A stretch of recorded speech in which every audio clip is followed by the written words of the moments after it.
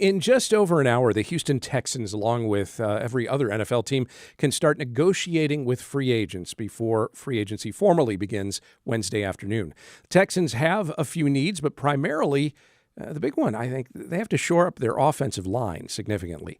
To discuss the state of the Texans' O-line and what's out there, we're joined now by Jonathan Alexander. He's a staff writer for the Houston Chronicle who covers the Texans and the NFL. Good morning. Good morning. Thanks for having me. And first of all, you have some news to share with us on the defensive side of the football.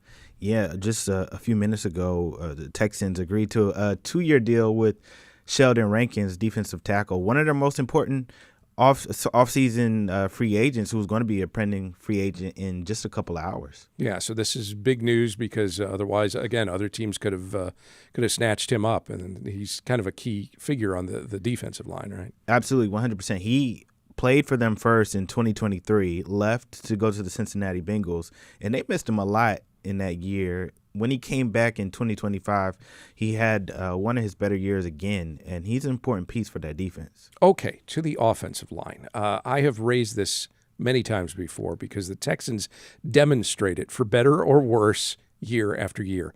An NFL team's success depends in large measure on the front five, the center, the guards, the defensive ends. They create holes or don't for a running back. They create time and space or don't for the quarterback. Would you agree with that assessment? Oh, 100%. You hit the nail on the head. And in football terms, they would call that the trenches because that's where it literally starts. Like, for instance, you mentioned opening up holes for the running back. It allows running backs to run. And the Texans struggled with that last year. And then arguably the most important thing for the Texans is protecting the quarterback. And C.J. Stroud is their most important player, and they have to protect him so he can have time to find his receivers and playmakers. Why then has Texans management, some offseason, seem to have treated their offensive line like it's not the priority it should be?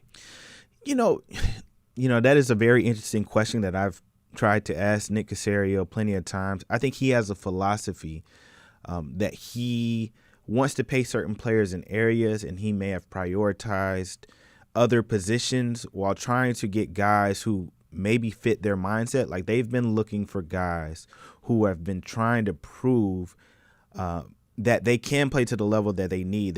It may not have worked at other destinations, but it could possibly, they hope that the motivation behind getting another contract will help raise their level. And those are the guys that they've typically gone after.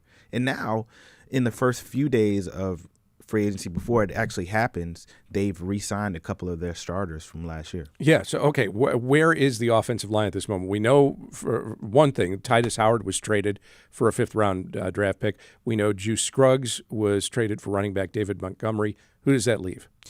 Yeah, so now they have to figure out left guard, which was an issue last year. Now, Titus Howard moved there, and he held it down at that spot. But they have to figure out left guard. That's one of the most important positions because the NFL is getting stronger up the middle. Defense, that has become important for a lot of defenses. So you have to find left guard. They also want to upgrade at center.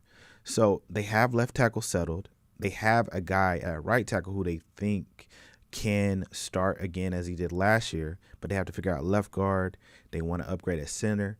And they may end up drafting a rookie in the draft in a month or two. All right. But before we get to the draft, since the free agent negotiation period begins in a little over an hour, is there somebody out there that you would point to and say, boy, if they really want to shore up left guard or center, this is who they really ought to sign? Yeah, I think a guy who really fits what they do, because they're most likely going to sign a guy on a 2-year deal. So that eliminates a lot of the pool of players who you can get. And that means you probably aren't going to be getting super young guys. So you might need a veteran who's proven, who's been durable. I like a guard from Pittsburgh named Isaac Seumalo. Now, I'm not 100% sure they're going to get him because he's going to be in high demand. But he fits what they're looking for. He's a veteran. He's durable. He performs well in both the running game and the passing game. And that's what the Texans need. Okay, then there's the draft next month, and the Texans have the 28th overall pick. Right. Is that too deep already into the first round to select one of the, what I understand to be maybe a half dozen or so really good offensive linemen that may be available? Yeah, I think that there could be some at number 28, but, typically teams value offensive tackles in particular, and they draft them earlier than they should. So you might have a situation where a lot of offensive tackles come early in the draft, get drafted early, and either the Texans, if they love a particular offensive tackle, then they may have to trade up to get one. Or if they don't love one at the specific spot at 28, they might trade back to get one of better value in the early 30s, in the early second round. Yeah, and they've also have 2 second-round picks, so they might just use one or more of those.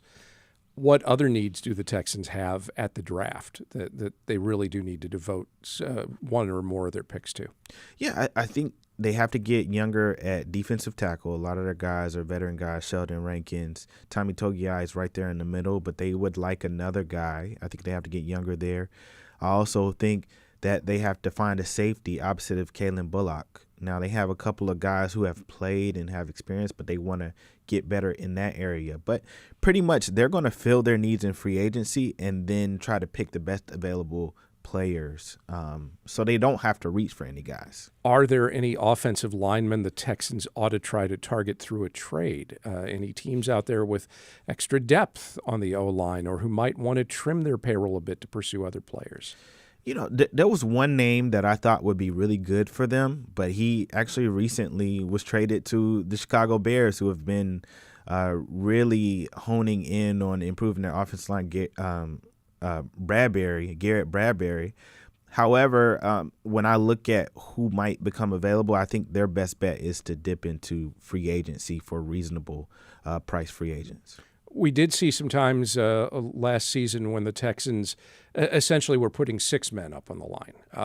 Do you think that that's part of their game plan going forward, is to not just try and get the best offensive linemen that they can, but that maybe they really need to see more protection from their tight ends, more blocking?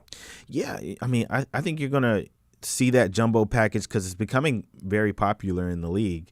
Having, especially when you run, it also helps with the pass too, because the expectation is that if you put 6 offensive linemen, you're going to run the football. So it kind of throws defenses off. But, defenses haven't figured out how to stop it yet. So I think that teams will continue using it. However, Nick Caley, the offensive coordinator of the Houston Texans, his expertise is in tight ends. So you'll see him go after a tight end at some point, whether that's in free agency or the draft too, because tight ends are able to do a variety of things. It is important for them to know how to block as well as catch the football too. So I do think that will be an important piece for the Texans this offseason. So one way or another, if they get a left guard and they get a center, you feel like, okay, they've got a pretty good offensive line, they're set to go? Or do you think it's one of those, hey, somebody's always slumping, somebody's always injured, maybe they need more than that? Yeah, I think it'll depend on who they get. If they do get one of the top left guards or an upgrade at center, I think they'll have an improved offensive line. But you always want to have depth because injuries always happen. Trent Brown, who's their right tackle, has had an injury each of the last 3 years. So they've really got to get depth behind just in case that there is an injury, because it happens all the time, especially with those offensive linemen. I suspect the Sheldon Rankins news may be the first of several things you're reporting on today, so we'll let you get to it. Jonathan Alexander is a staff writer with the Houston Chronicle. He covers the Texans and the NFL. Jonathan, thank you. Thanks for having me.